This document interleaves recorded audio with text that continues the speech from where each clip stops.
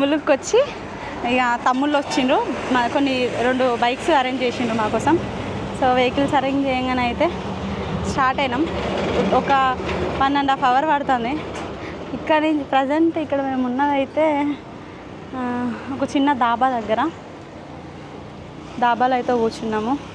So first కొన్ని నీళ్ళు తాగాలి, కొంచెం ఖర్జూరా కొనుక్కున్నా తిందామని. మధ్యలో కొంచెం ఏంటిదంటే కొంచెం ఎనర్జీని ఇస్తుందని. సో వెల్కమ్ టు A2 నగరం wild life and sanctuary.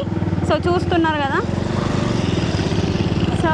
So wow, కొండలు చూసిండ్రా ఎంత బాగున్నాయో.